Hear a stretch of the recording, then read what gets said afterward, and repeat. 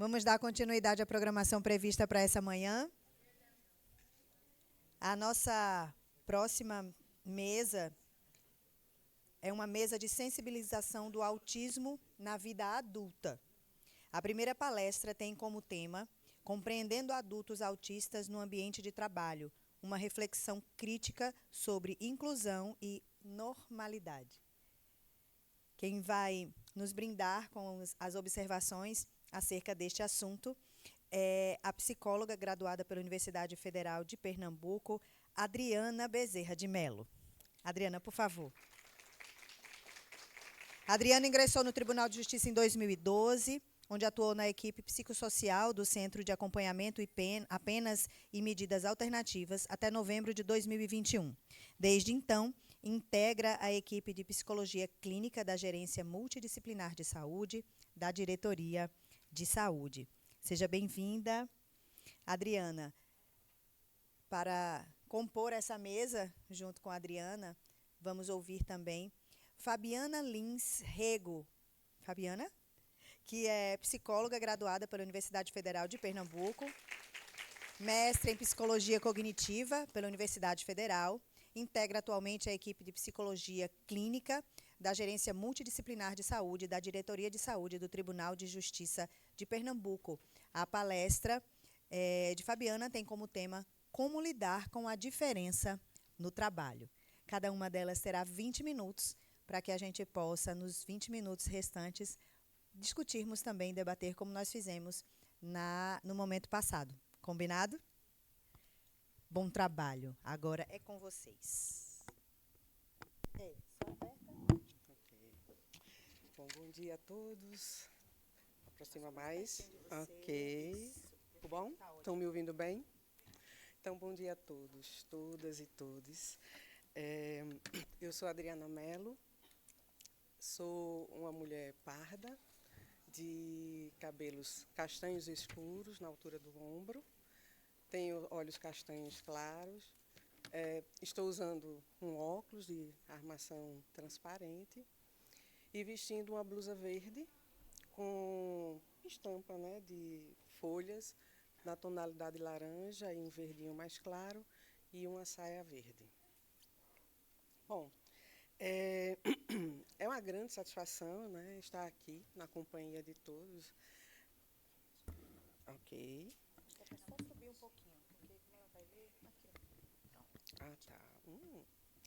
Bom, é uma satisfação estar aqui, né, na companhia de vocês, para trazer essa temática tão sensível, né, e tão presente, e tão atual e tão falada como é o autismo. Tá? No título aqui da minha apresentação, eu coloco, né, compreendendo adultos autistas, um trabalho, uma reflexão crítica sobre inclusão e normalidade. Tá? Ainda que a gente fala muito mais, né, sobre o autismo na infância, né, que enfim, é um tema absolutamente complexo e que envolve todas as dimensões possíveis, não só da criança, mas das relações, né, pais, mães atípicas, na escola, enfim. Então, é um tema bastante complexo. E quando a gente pensa nessa experiência do adulto autista no trabalho, a gente encontra pouca coisa sobre isso, não é? Então, é importante a gente trazer, e a gente faz esse recorte, né, trazendo a questão do adulto, justamente nessa conexão aí, né, com a temática aqui da saúde mental no ambiente de trabalho. Sim. Como é que passa aqui? Cadê, Mônica? Seta?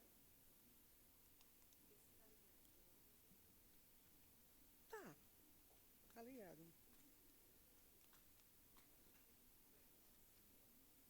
Tá. Bom, vou só lembrar que eu vou sempre colocar a palavra normalidade e a palavra normal entre aspas, não é?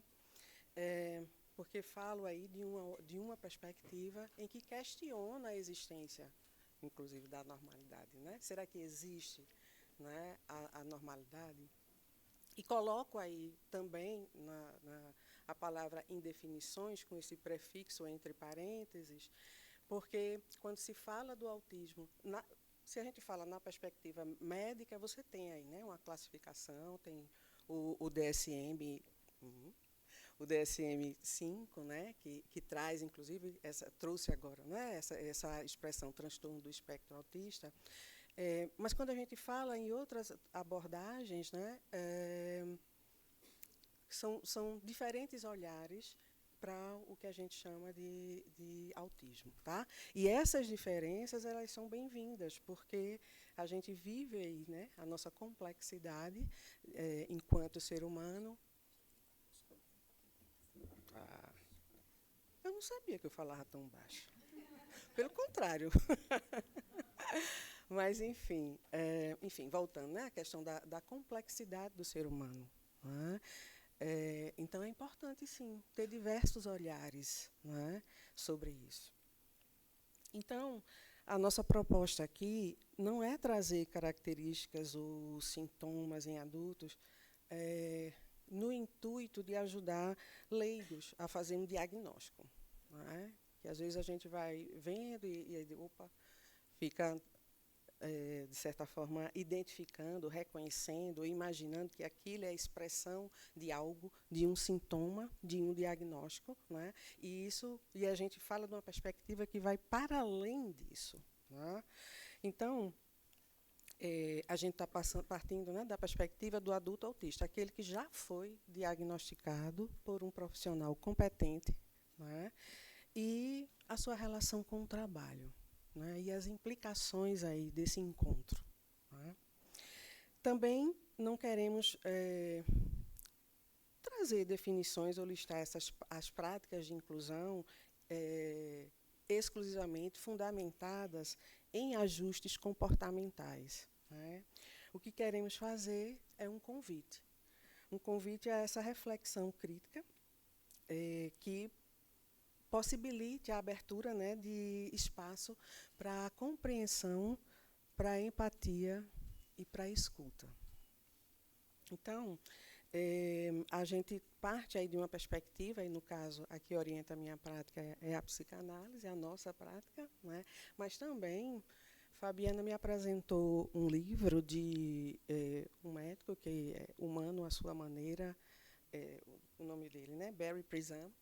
Ele traz um livro que, enfim, faz um relato, digamos, da experiência dele, né, com crianças autistas, numa visão mais humanista e que, de certa forma,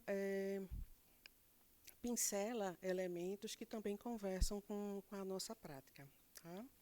Então, no caso do livro, ele coloca como foco a questão de, ao olhar uma pessoa, né, que tem esse diagnóstico, não olhar focando naquilo que falta ou naquilo que não funciona. Né? Então, inclusive, quando a gente fala de criança, que se fala de uma criança autista, ou fala nessa perspectiva do não, do negativo. Né?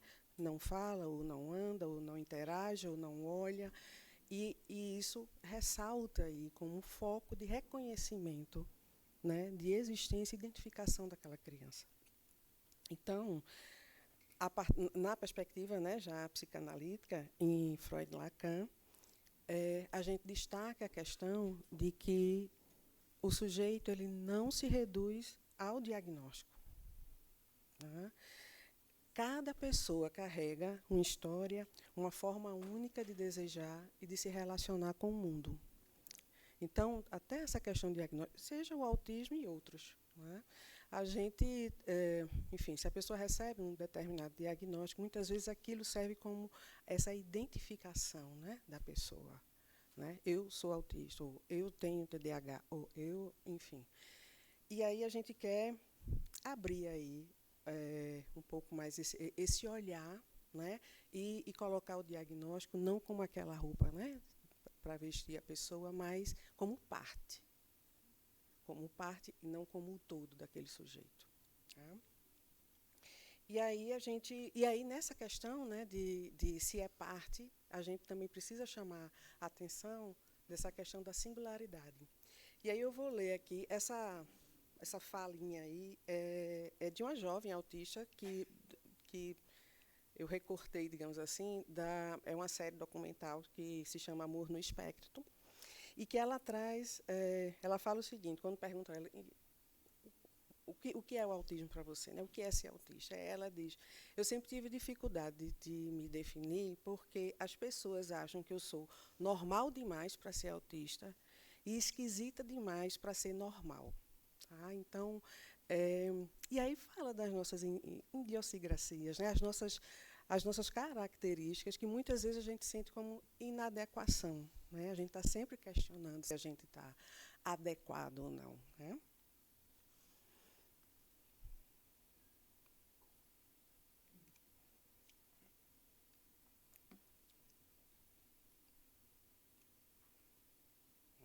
E aí, eu destaco isso, né?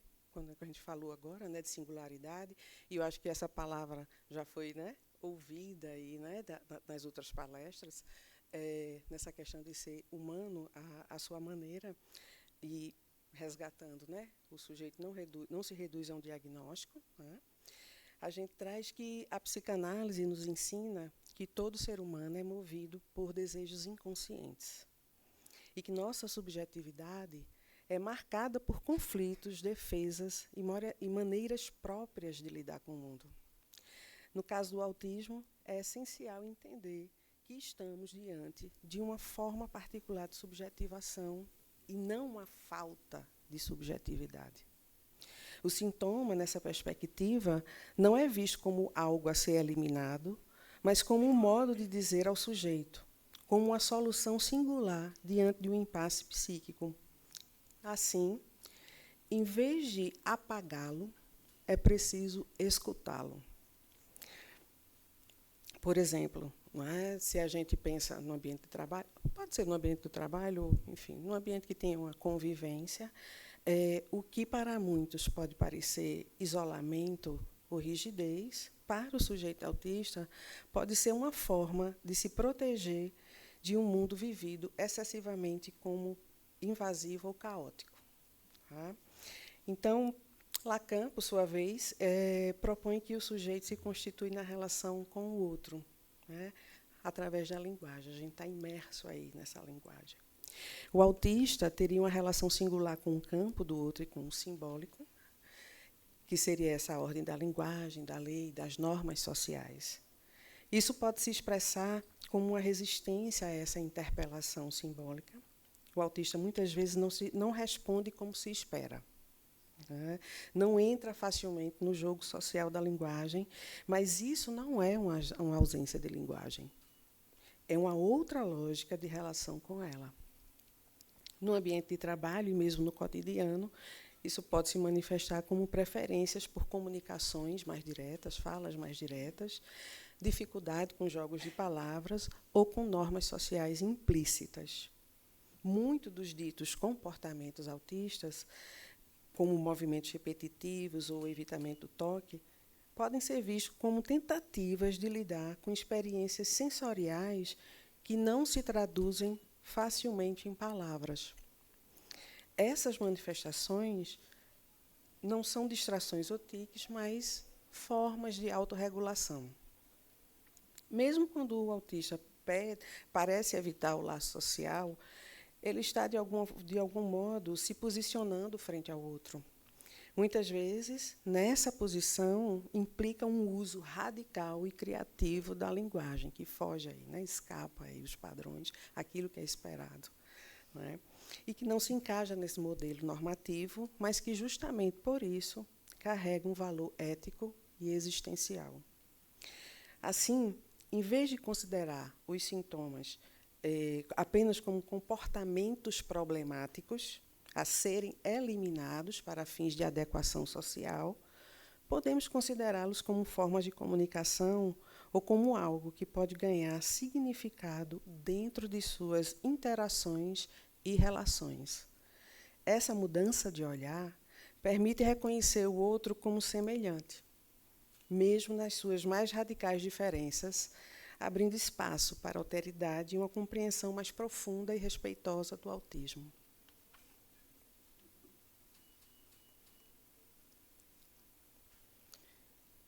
E aí eu trago agora, né, um pouquinho dessas estimativas, né, no contexto do mercado de trabalho.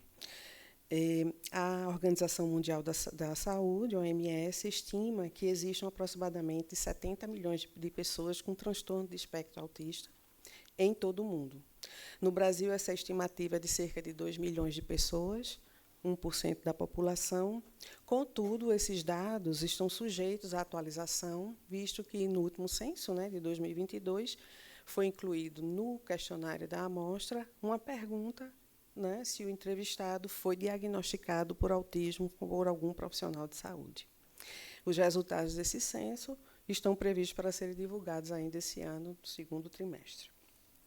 Atualmente, a compreensão sobre a prevalência do transtorno do espectro autista no contexto de trabalho é limitada, porque, devido à escassez de dados específicos, né, inclusive de artigos, de produções sobre isso, mas estima-se que 85% dos adultos autistas estão fora do mercado de trabalho.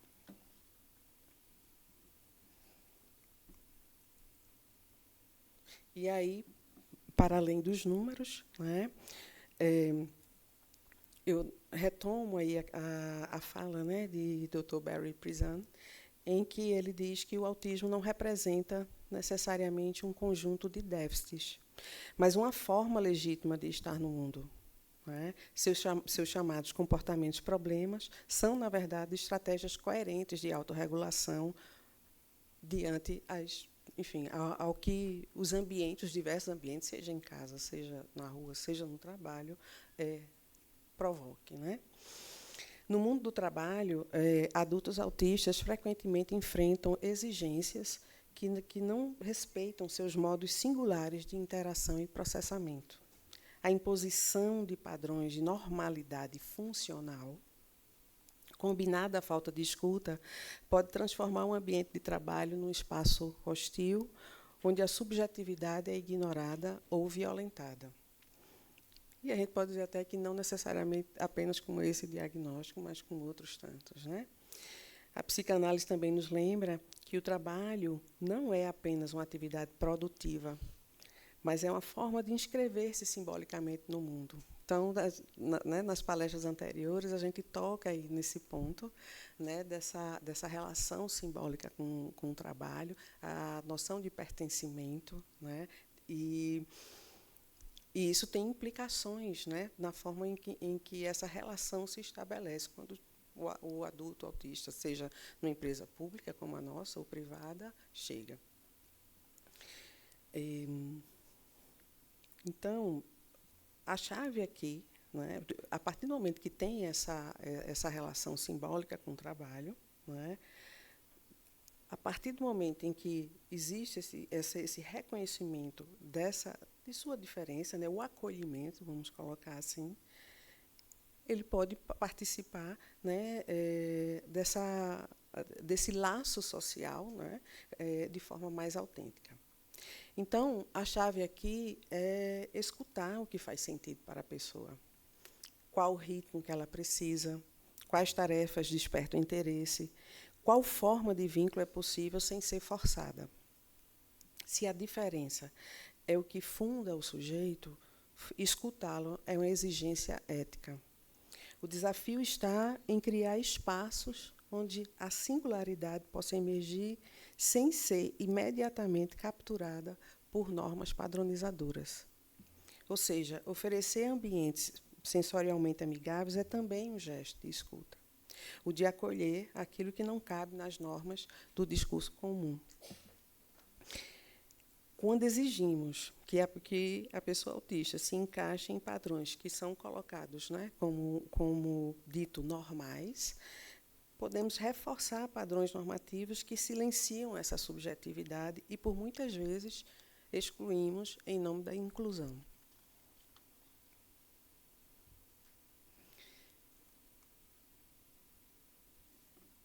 E aí eu trago, né, que incluir não é corrigir.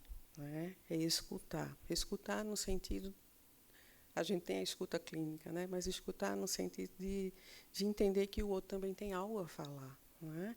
E possibilitar essa interação, essa troca.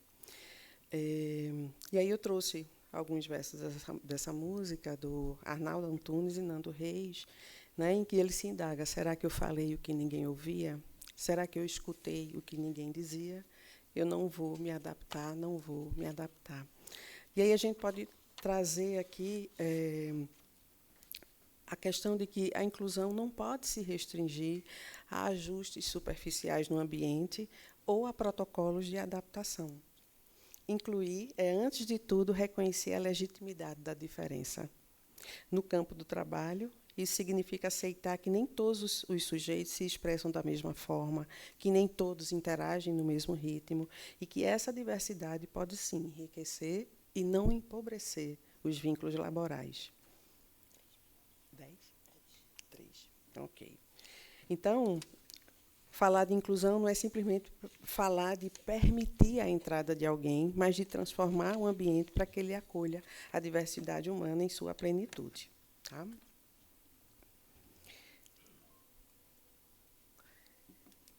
Estamos encerrando no tempo, viu, Mônica? Mas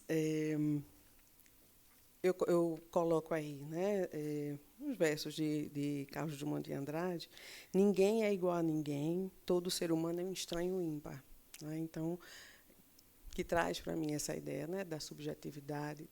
Fala também que o estranhamento ele não é simplesmente em função de um diagnóstico, mas muitas vezes nos estranhamos a nós mesmos. Né?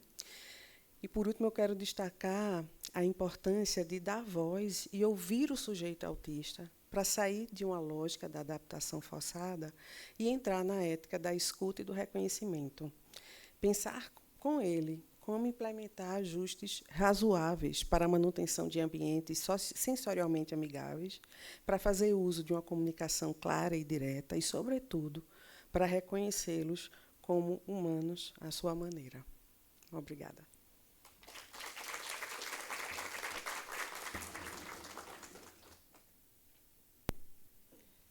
Eu vou precisar do meu óculos. Eu esqueci.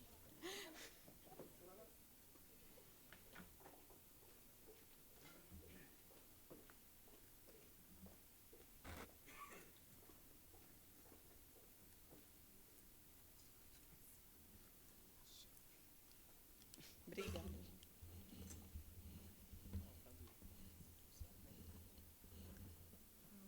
Aqui é.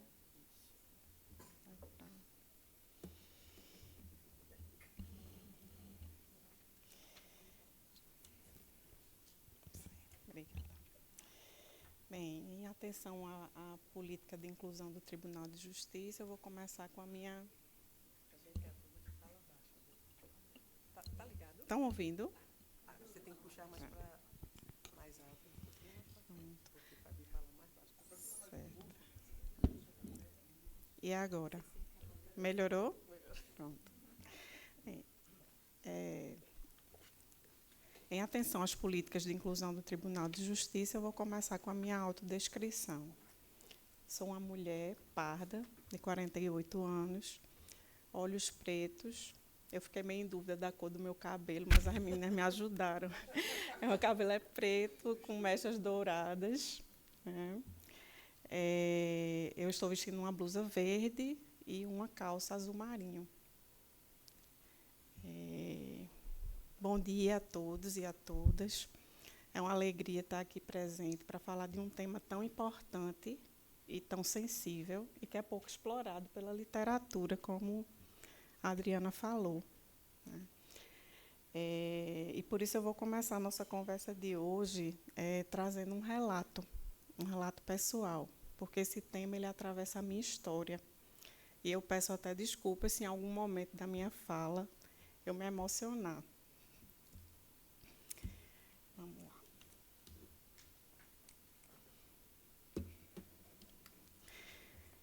Eu tenho um irmão de 40 anos que foi diagnosticado com autismo na vida adulta. Desde a infância, ele enfrentou dificuldades no campo das interações sociais. ainda na pré-escola, meus pais foram chamados para serem alertados da grande dificuldade que ele tinha de se integrar socialmente. Assim, a escola o encaminhou para uma avaliação psicológica e ele começou a ser acompanhado. Passou por diferentes profissionais, mas nenhum deles levantou a hipótese de autismo. Isso foi mais ou menos em 1990, então os critérios de diagnósticos ainda era diferente do que é hoje, né?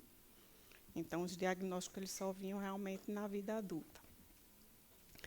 Ao chegar na adolescência, as dificuldades do meu irmão se intensificaram. Ele era considerado esquisito, inadequado, e passou a ser excluído com frequência no ambiente escolar. Aos 14 anos, ele passou a sofrer bullying, um bullying pesado, de forma sistemática.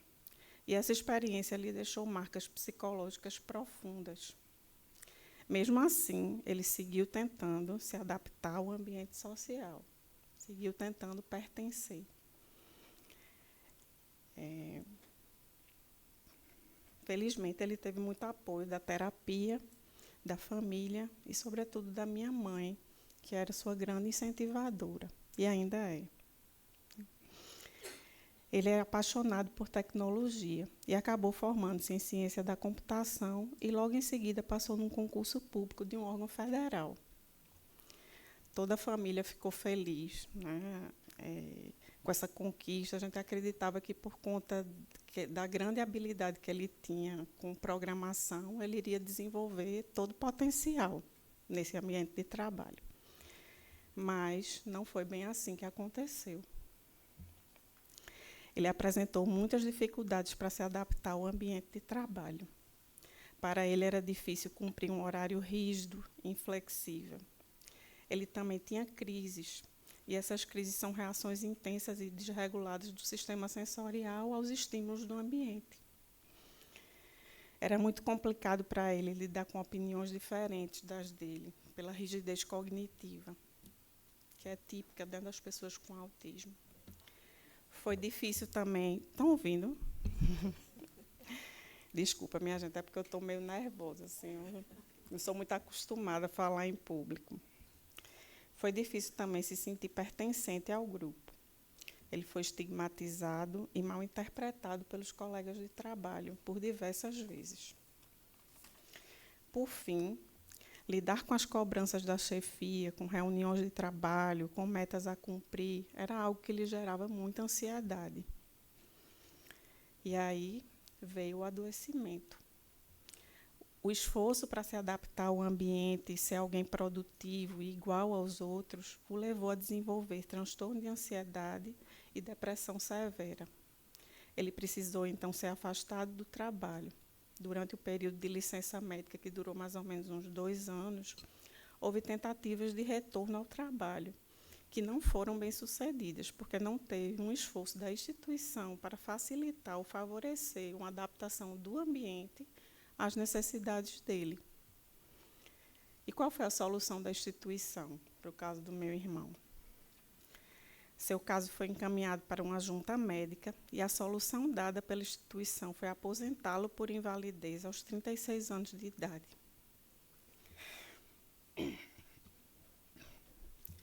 Foi mais fácil retirá-lo de cena, excluí-lo e silenciá-lo do que encontrar um caminho alternativo, mais humano e inclusivo. Esse exemplo nos mostra como um ambiente de trabalho pode ser violento para uma pessoa com autismo. Para mim, como irmã, é muito triste ver alguém tão capaz, que tinha tanto potencial, não ter tido a chance de mostrar. Né? Então, antes de preparar essa apresentação, eu resolvi ter uma conversa com meu irmão, para ouvir dele o que é que ele tinha a dizer acerca dessa experiência, qual era a percepção dele acerca do que ele tinha vivido. Então, eu resolvi transcrever algumas falas dele, né, para trazer aqui para vocês hoje, para que essas falas dele sirvam como norte para algumas questões que a gente está querendo levantar aqui nessa mesa. para mim era difícil me adaptar às diretrizes que a maioria das pessoas se adaptam. A sociedade não está preparada ou totalmente preparada para acolher e receber os autistas. Eu fui extremamente traumatizado e a junção da minha condição com os traumas impediram de eu exercer uma função com alguma saúde mental diante da sociedade.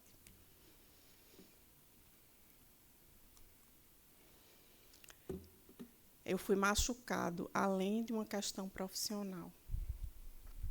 O autismo está ligado a um individualismo mais acentuado, e isso leva as pessoas a acharem que isso é arrogância ou uma forma de se achar. A sociedade não funciona tomando como base as pessoas. A sociedade, foi um ato falho. A sociedade funciona tomando como base as pessoas normais. Eu receio que seja utópico uma integração plena. O ideal seria um canto só para autistas e um canto só para pessoas normais. Então, assim, eu confesso que essas falas dele me impactaram, né? E para vocês terem, né, é como se o sofrimento que ele passou foi tanto que a vida dele foi uma luta para se adaptar, né? Então, para estar inserido, para pertencer. Então, o sofrimento dele foi tanto que ele chega ao ponto de não acreditar. Ele não acredita numa inclusão. Ele acha que tem que existir um canto só para autistas e um canto só para pessoas normais.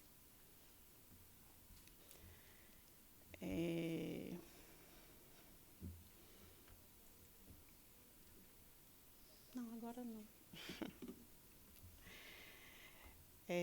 Podemos perceber que uma coisa que eu queria destacar é que, inclusive, após a aposentadoria, né, ele deixou de circular em espaços coletivos. Ele gostava de sair para tomar café, ir para cafeterias. Ele era um grande apreciador de café, então ele saía, ele pegava táxi, ele ia no supermercado.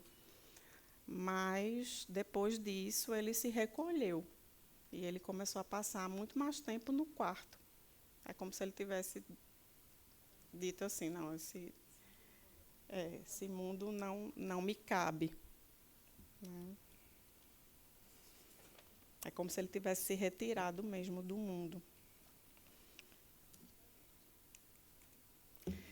Então, diante desse relato do caso do meu irmão e das falas, né, a gente pode fazer alguns questionamentos que vão servir como norte para a discussão, para a reflexão que eu estou querendo trazer hoje.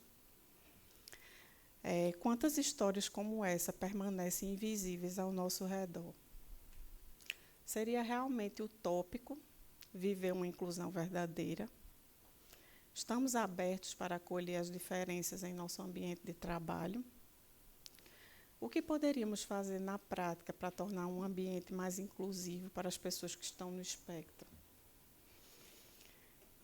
Então, essas são as questões que eu queria levantar, né? E fiz algumas reflexões que eu queria dividir aqui com vocês. Falar de autismo a partir da psicanálise é falar de uma diferença estrutural que não se encaixa e que, por isso mesmo, nos ensina. O convite aqui não é somente a compreender o autismo, mas nos deixar afetar por ele, a nos permitir refletir como é que a gente lida com aquilo que é diferente, fora do padrão, fora da norma. Muitas vezes, o que incomoda no outro é justamente aquilo que não conseguimos nomear. O sujeito autista, com seu modo próprio de existir, pode provocar em nós estranhamento, inquietação.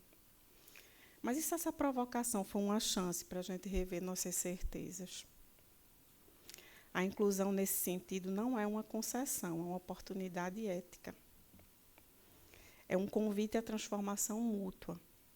Na psicanálise, não pensamos no autismo como uma patologia, como a Adriana falou, que precisa ser corrigida, mas como uma estrutura subjetiva, uma forma de existir no mundo. Isso significa que o sujeito autista tem uma forma particular de se vincular à linguagem, ao corpo e ao mundo. podemos dizer que ele constrói estratégias singulares para se proteger do mundo que lhe parece invasivo. Essas estratégias são estereotipias, hiperfoco, isolamento. São defesas, são recursos criativos que garantem para eles uma forma mínima de consistência psíquica. As estereotipias, por exemplo, que são aqueles movimentos repetitivos, né, são tentativas de se autorregular. O que para nós parece estranho, para um autista pode ser sobrevivência. O mesmo vale para o hiperfoco, aquilo que muitos consideram obsessivo, pode ser para ele uma forma de sustentar o mundo. O isolamento pode ser uma defesa contra um ambiente que é percebido como ameaçador e confuso. Os autistas têm um modo próprio de significar o mundo. Nossa tarefa é aprender a escutar essa lógica. Há ali uma produção de sentido, mas fora dos caminhos habituais. Escutar essa lógica é um exercício de descentração, de sair do nosso lugar, de quem acha que sabe o que é melhor para o outro. A pessoa com autismo pode passar por um sofrimento silencioso, porque se espera que ela se adapte, que ela sorria, que ela participe, que ela aceite as regras do jogo. O sujeito autista muitas vezes se vê obrigado a performar uma normalidade que não lhe pertence. E isso custa caro, custa ansiedade, custa angústia, custa sensação constante de inadequação, como foi o caso do meu irmão.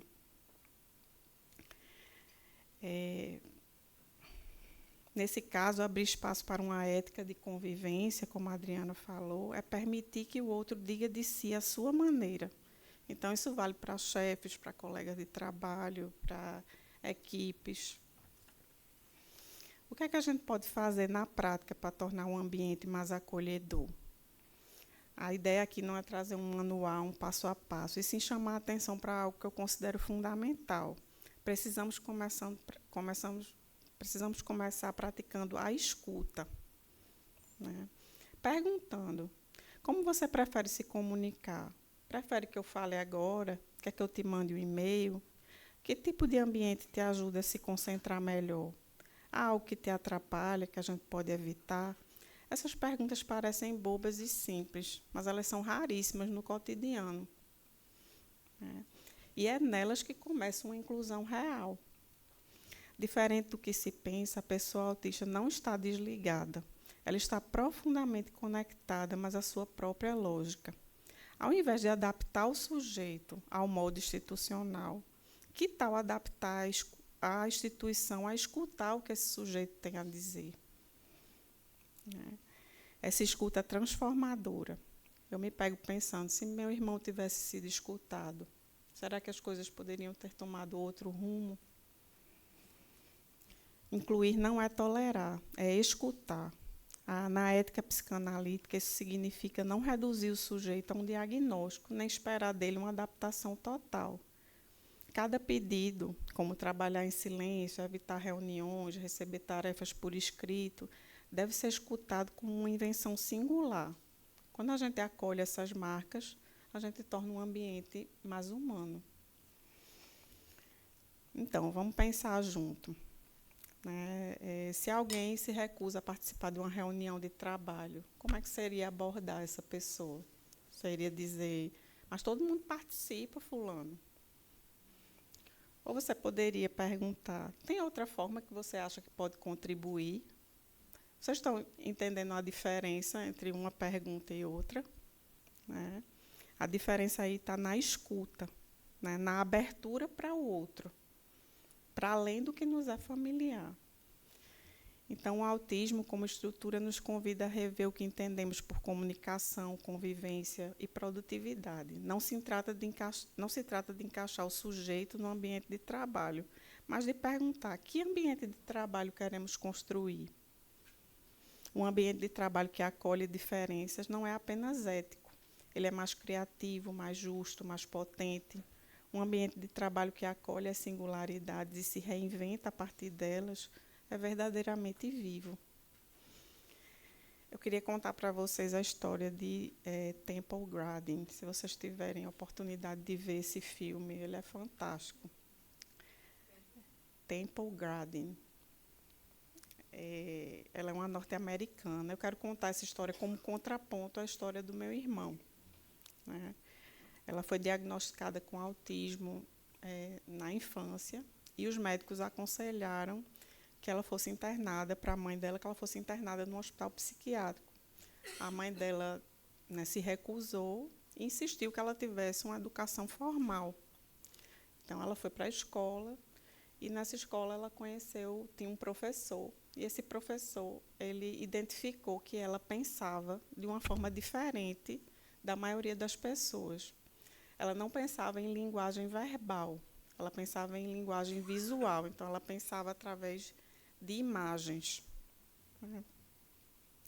Então, entender que ela pensava em imagens ajudou esse professor a orientar ela para uma carreira. E ele foi um grande incentivador dela. Então, acabou que ela se formou, fez doutorado, mestrado. E ela revolucionou a agropecuária, né? Com o manejo de gado bovino. Então, ela projetou instalações que minimizavam o estresse desses animais, né? E o que é que eu quero dizer com isso? Que foi justamente a forma diferente dela de pensar através dessa linguagem visual, que permitiu que Temple desse uma contribuição extraordinária no manejo humanizado de animais. Ao contrário do meu irmão, Temple, na sua trajetória, encontrou alguém que a escutou e que acreditou que o seu potencial estava justamente na sua diferença. Para finalizar, eu quero trazer um trecho da fala do meu irmão. Eita, eu esqueci de passar o outro slide, né? Que são os caminhos possíveis para a inclusão. Mas eu quero finalizar com mais um trecho, né, da fala do meu irmão, que eu quero trazer e deixar como reflexão para vocês. Eu sou a favor de um ambiente separado. Um ambiente inclusivo tem que estar com uma filosofia muito bem definida de lidar com as diferenças e de não querer impor uma ordem baseada na igualdade absoluta entre as pessoas. Igualdade absoluta, para mim, é tirania. É algo que requer uma série de estudos e pesquisas e também uma melhoria da sociedade enquanto sociedade. O fato é que, em essência, o autista vive num mundo que não é feito para ele. Eu queria dedicar essa fala. Aqui é para quem quiser seguir refletindo, né, são indicações, né, de livros e do filme que eu coloquei aí, O Amor no Espectro, que a Adriana trouxe, que é uma série da Netflix, que é muito, muito bacana.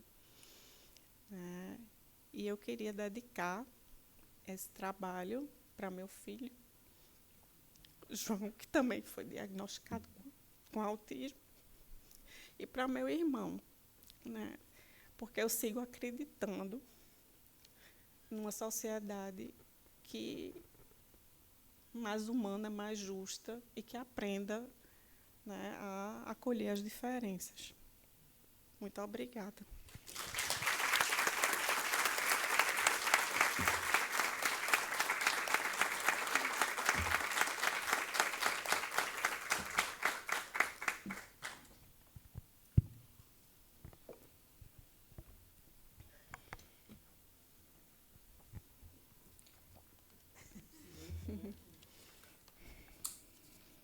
Ninguém me avisou que eu tinha que ter uma caixa de lenço.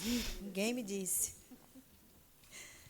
Bom, concluídas, então, as duas palestras dessa segunda parte, né, desse módulo da manhã, nós estamos com um tempinho disponível para ouvir, depois desses olhinhos todos serem enxutos que eu estou vendo daqui, para ouvir, para a gente perguntar, para a gente trocar, acolher. Temos ainda 10 minutos. Alguém quer fazer alguma observação? Por favor. De fato, não avisaram que a gente precisaria ter uma caixa de lenços. Eu conhecia um pouquinho, eu conhecia um recorte do que você narrou para a gente. Eu estou me dirigindo a Brownie. Eu vejo que essas circunstâncias e essas pessoas, e agora incluindo os demais enquanto sociedade, eles vêm para nos ensinar coisas que não foram necessariamente ditas por vocês, mas que toca na espiritualidade que precisamos exercer melhor. E as pessoas que pensam que sabem de tudo, elas mereciam um dia estar no teu lugar, Fabiana. Não merecendo como um aspecto negativo, mas um aspecto de empoderamento mesmo do ser, aquele ser escrito com S bem grande, ou com todas as letras maiúsculas, porque são situações riquíssimas de nos tornar pessoas melhores. E se a gente trouxer essa reflexão para o ambiente organizacional, mais ainda, não é? Em algum momento, minha colega Adriana Monteiro tocou ali na questão, e os gestores estão preparados para lidar com o burnout, com as situações de risco, né, para o adoecimento. Aí a mesma reflexão a gente traz aqui. Para mim, fica assim, as famílias são o primeiro bastidor, é o berço, literalmente, não é? O ambiente familiar é o berço de onde emerge o desafio para lidar com. E se a gente projetar essa coisa bem batida já, né, que a família é a célula máter da sociedade, aí a gente tem que estender essa conversa, precisamos falar disso, não é? Então, digamos que lá no Saúde Legal nós tivéssemos, eu vou chamar de bênção, tá? Eu vou chamar de bênção a ocorrência no seio de uma família ou de um nicho, não é? de um extrato social, termos essa grande oportunidade de lidar com esse desafio. Eu chamo de desafio porque é assim que eu consigo ver. E o que é que a gente faria, Carol? O que é que a gente faria? E em tudo que vocês falaram, perpassou por mim, poxa, estamos falando de uma coisa tão mais séria, mas eu me remeti a comentários, a certas coisas jocosas, que muitas vezes, quando chega alguém no seu grupo de trabalho com uma, vamos chamar de diferença, que eu ainda boto entre aspas, homossexual, preta, praticante de uma religião que não é aquela que você acha que é a mais correta e a melhor do mundo que vai te salvar. Não é? A gente ainda somos essas pessoas capazes de gestos, de brincadeiras, de reticências, de só falar daquilo quando a pessoa não estiver na sala, porque aí você não tem coragem de olhar para o outro como seu igual. Então, assim, eu deixo essa menção. Eu trabalhei por uns 5 anos na Universidade Federal, numa equipe de trabalho, o nosso público eram pessoas com necessidades especiais. E tínhamos lá todas as categorias, menos autistas. E um dia eu perguntei, né, até para a psicóloga, que era uma voluntária na equipe, porque aí batia na nossa porta uma família precisando de inclusão. E eu dizia, mas, poxa, eu estou empolgada, né, porque agora eu estava trabalhando de uma maneira tão importante para a minha aprendizagem como ser humano, e eu estranhei, porque não temos cegos nem autistas. E lá, politicamente correto, era pessoas com necessidade tal e pessoas com necessidade qual. E a pessoa disse, porque a gente não é preparada, Solange. Então, vejam, você tinha o rótulo, na placa do nosso serviço tinha projeto de iniciação desportiva para pessoas com necessidades especiais, porque a definição, a rotulagem, né, para se inserir nos programas do governo, inclusive, eram pessoas com necessidades especiais. E as pessoas que estavam ali muito motivadas, todas elas muito capazes, muito estudiosas, me confessou, é porque nós não estamos preparados. Imagina uma instituição como essa. Então, assim, eu diria que, para que a gente possa responder aquelas tuas perguntas e o que fazer, seria preparar as instituições. Mas instituições não são placas, não são logomarcas, instituições são pessoas. São seres que, quiçá, quando uma dessas pessoas estiver no seu lugar mesmo, de receber como dádiva alguém assim tão especial para você se tornar uma pessoa melhor, aí aquela coisa talvez aconteça. Desculpa, eu me prolongo sempre, eu preciso trabalhar isso na minha próxima terapia. Mas, assim, são coisas que tocam muito o nosso coração, né? Obrigada. Mais alguém quer fazer alguma observação? Ainda estão se recuperando, né? Entendi. Meninas, vocês querem fazer suas considerações finais, fazer alguma observação específica? Tá legal. Bem, Opa, surgimos. Oi. Não, eu queria só agradecer, né, e dar parabéns, né, à fala de Fabiana, que assim, se o objetivo era sensibilizar, você trazer a fala mesmo de alguém que convive com você, né, independente de trazer uma palestra de um doutor, né, aqui, acho que você atingiu bem o objetivo. Eu fui uma das que me recompus aqui para poder dar os parabéns e agradecer. Obrigada. Eu acho que não teve mais fala por conta do silêncio terapêutico, né? Quando mexe profundamente, não tem aquele momento do silêncio terapêutico. Eu acho que foi isso que aconteceu. Quando eu pensei, né, em trazer esse caso, foi justamente, eu não pensei em trazer uma elaboração teórica, né, para discutir aqui com vocês, ou colocar uma lista de sintomas, como é que se identifica.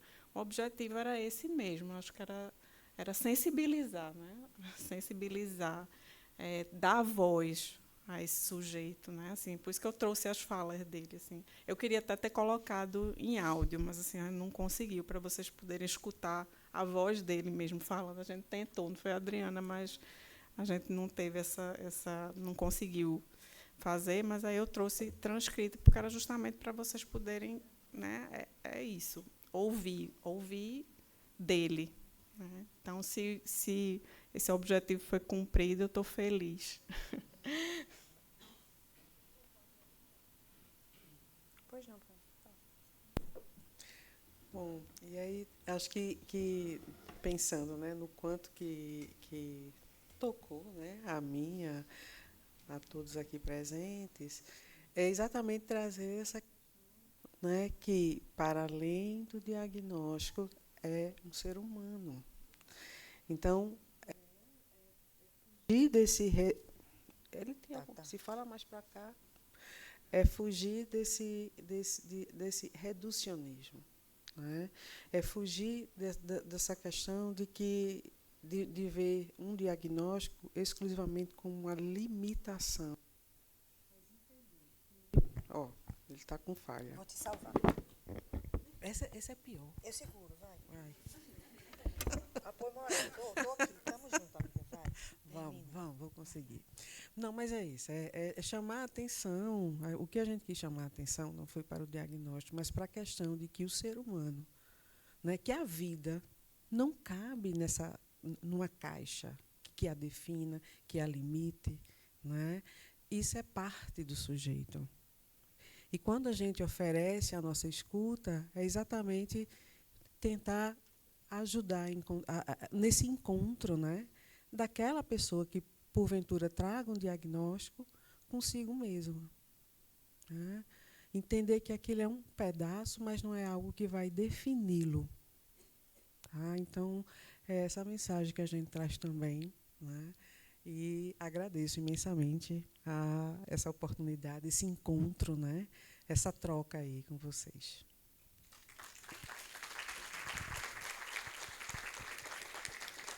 Então, mais uma vez, nós agradecemos imensamente a disponibilidade de vocês, né, de virem até aqui dividir com a gente, inclusive nos emocionar. Antes de me despedir de vocês por esta manhã, eu tenho alguns lembretes a fazer. O primeiro é: não esqueçam de bipar os seus crachás, por favor. Vocês bipam agora na saída e quando vocês retornarem, bipam de novo. Viu, Lucas? Bichinho. A gente tem aí um QR Code. Jairo. Pessoal, esse QR Code aqui leva vocês para uma comunidade no WhatsApp daqui da escola, né, da SMAP.